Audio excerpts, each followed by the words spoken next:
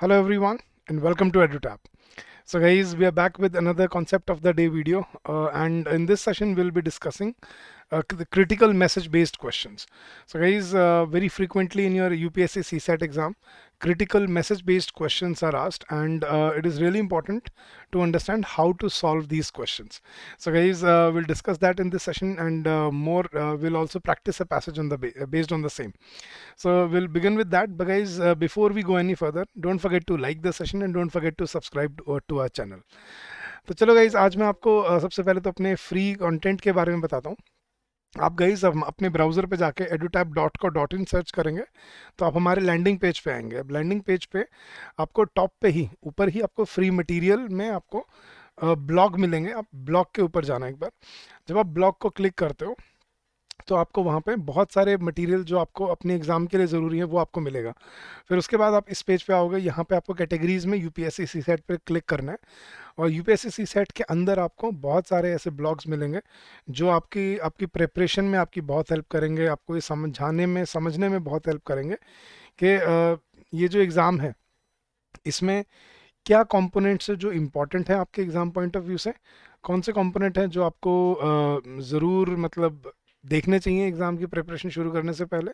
जैसे इस C SAT tough, ठीक है, best online coaching, will CSAT be removed from UPSC, marking scheme, logical reasoning, quantitative aptitude, previous year questions, what is CSAT, best books for CSAT, preparation and strategy. So let's understand, is CSAT tough? Right. So all the questions, why aspirants fail, what is the decoded syllabus, can you do it, what is the analysis for the PYQ, everything has been given to you in detail. 5 reasons why aspirants fail, what mistakes you might have been making, then decoding the syllabus for maths, for key takeaways, similarly for what sort of questions you feel in reasoning, then level of difficulty, then what sort of questions do you face in English language. Everything is given to you with previous year paper analysis, difficulty level, and everything that you need to know about this is given in here. And there are many such blogs there, guys. For example, if you look at for example, previous year questions, all the previous year questions with their downloadable links have been given here with exam pattern and everything. So these blogs are very useful, guys. Go check out these blogs. They are going to prove very helpful for your preparation, right?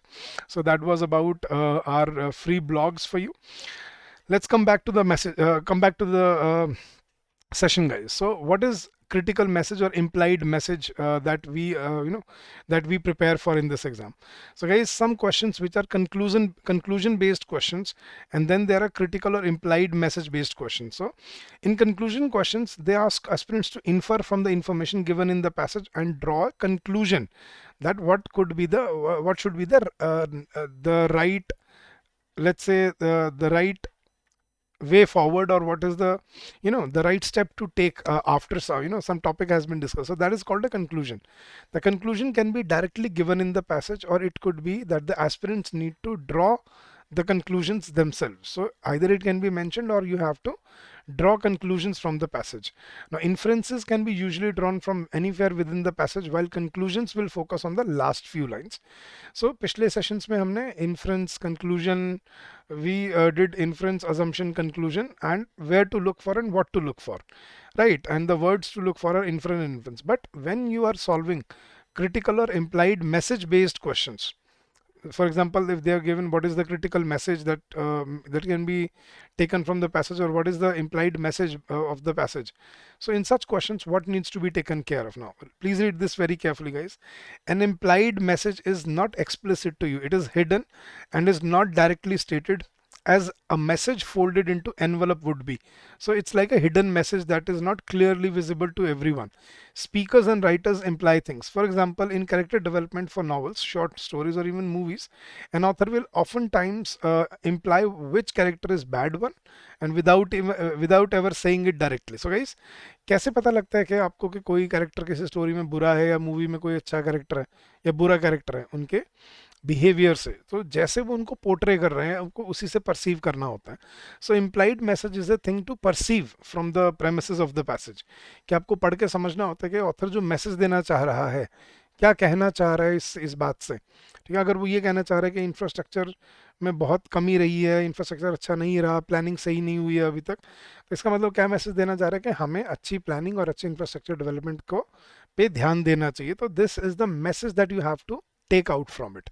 तो implied message basically क्या होता है, इस पूरे कही हुई बात का एक जो तात्पर्य है, जिसको हम बोलते हैं तथ्य बात जो है, उसके अंदर से जो निकल के आती है कि इससे कहने का ये मतलब निकलता है, इसका ये मैसेज दिया जा रहा है आपको।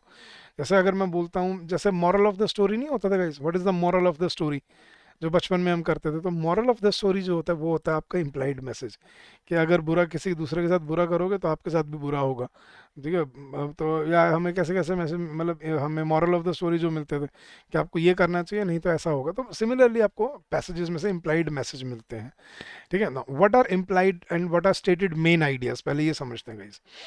The main idea is the main point or argument that is made in a text. A stated main idea is clearly stated within the text. An implied main idea is not directly stated. जो implied जो होता है ना, वो directly stated नहीं होता, explicit नहीं होता.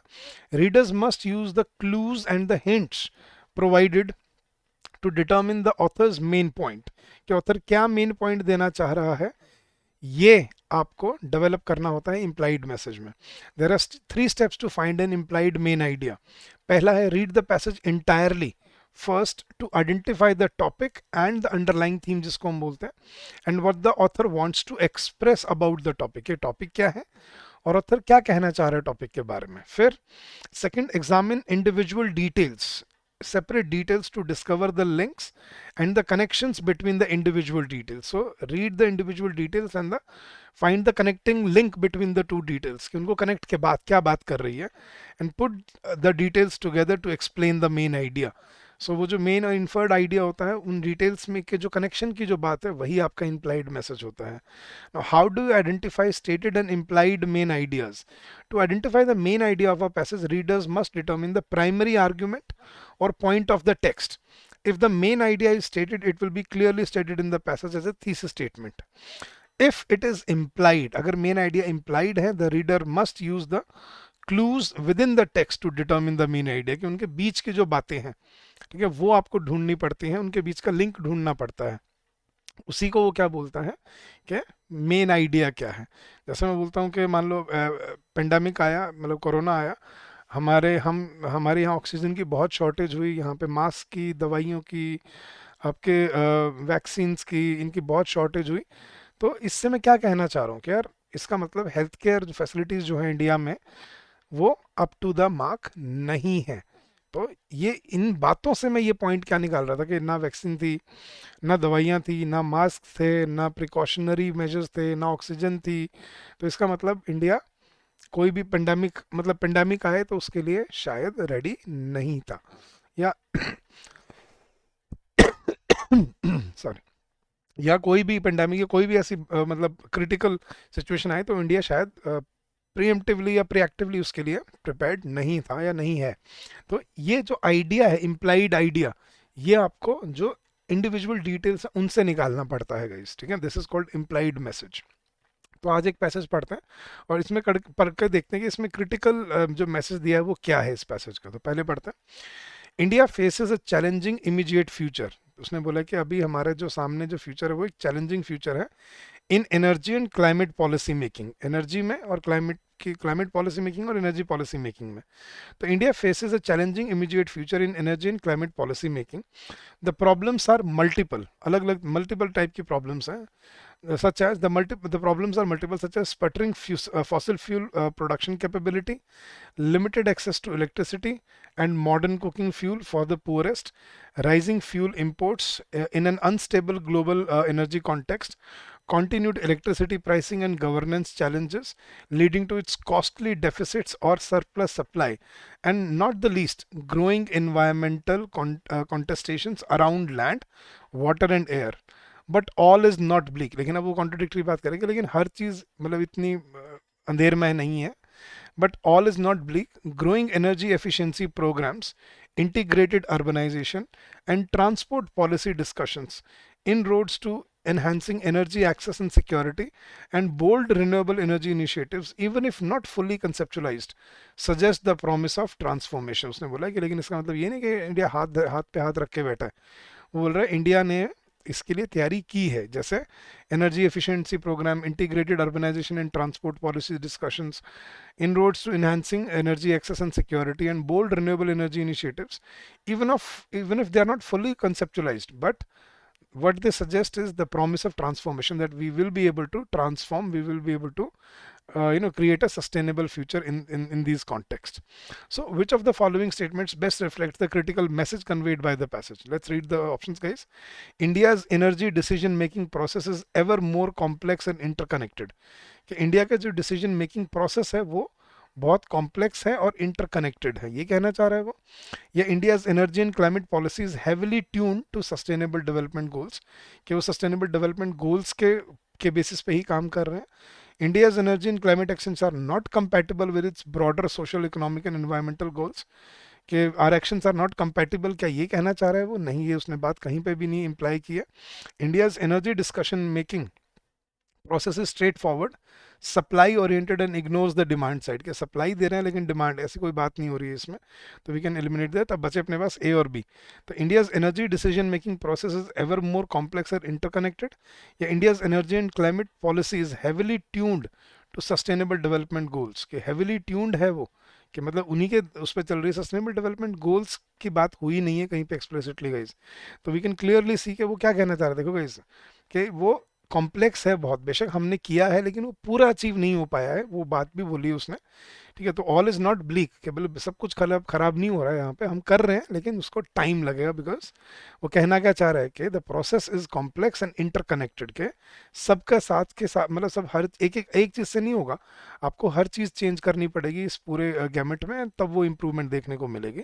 So the right answer is India's energy decision making process is ever more complex and interconnected. That is the implied message, कि हमें ज़रूरत भी बहुत चीज़ों की है लेकिन हम कर भी बहुत कुछ रहे हैं. तो this is a complex process and it is interconnected as well. So इस तरह से गाइस, जब इम्प्लाइड मैसेज जो छुपा हुआ होता है वो आपको ढूंढना होता है कि ऑथर कहना क्या चाह रहा है इसमें. तो गाइस आई होप इससे आपको थोड़ा हेल्प मिला होगा, समझ आया होगा कि इम्प्लाइड मैसेज कैसे ढूंढे जाते हैं. अगर गाइस आपको ऐसी ही वीडियोस क्लासेस अगर आपको चाहिए लॉजिकल जो आपके काम आए, तो आप हमारा कोर्स ज्वाइन कर सकते हैं, जिसमें आपको डे वन पे सारी कॉन्सेप्ट क्लासेस रिकॉर्डेड मिल जाती हैं, plus the PDFs with them. फिर उसके साथ साथ आपको प्रैक्टिस क्वेश्चंस मिलते हैं, सेक्शनल टेस्ट हैं आपके पास, टेस्ट सीरीज में फुल लेंथ टेस्ट है, वीकली आपके लाइव डाउट सेशंस कंडक्ट किए जाते हैं फैकल्टी मेंबर्स के साथ, और आपकी लाइव रिवीजन क्लासेस भी होंगी एग्जाम से पहले, जिसमें आप फैकल्टी से लाइव पढ़ सकते हो और उनसे अपने डाउट पूछ सकते हो. And all this will be done within 100 hours, so you can be prepared for CSAT. तो और लेट मत करना, क्योंकि गाइस बहुत बच्चे एग्जाम आने का वेट करते हैं, सी सेट की तैयारी तब शुरू करते हैं, तब तक बहुत देर हो चुकी होती है. You have to develop this ability of reading and comprehending और solving question. So come join us and get benefited from it. And guys, if you wish to get in touch with us, you can always call us on this number, that is 8146207241, obviously during the office hours. And you can drop us an email at this address, that is hello@edutap.co.in. That's our email ID. You can drop us your feedbacks and your inputs on this email address as well, guys. So come join us, get benefited from it, and we promise to help you in this journey ahead. So guys, जो जिनको सी set में problem आती है अब इसके बाद नहीं आएगी, क्योंकि ये कोर्स बहुत ही अच्छे से डिफाइंड है, बहुत ही अच्छे से डिजाइंड है, और हर क्लास हमने बहुत तरीके से आपको प्रोवाइड किया है यहाँ पे. सो कम गेट बेनिफिटेड फ्रॉम इट. आपको इस कोर्स का लिंक इस वीडियो के डिस्क्रिप्शन में मिल जाएगा, और अगर आपको पीडीएफ चाहिए तो आपको हमारे टेलीग्राम पे चैनल पे वीडियो पीडीएफ भी मिल जाएगी. Come join our Telegram channel and you can find more such PDFs for it. So guys, that's it for this video. We'll come up with more such videos every week, and we'll keep on helping you in this journey ahead. So thank you so much guys for your reception, for your receptiveness, for your patience, for your kindness, and thank you for all the efforts that you're putting in here, and I wish you all the success in your endeavors ahead. So guys, having said that, I'll take your leave for today. Stay safe, stay healthy, keep on working hard, keep on giving your best, and I'm sure you'll do very well in the long run. So guys, thank you so much and happy learning to all of you.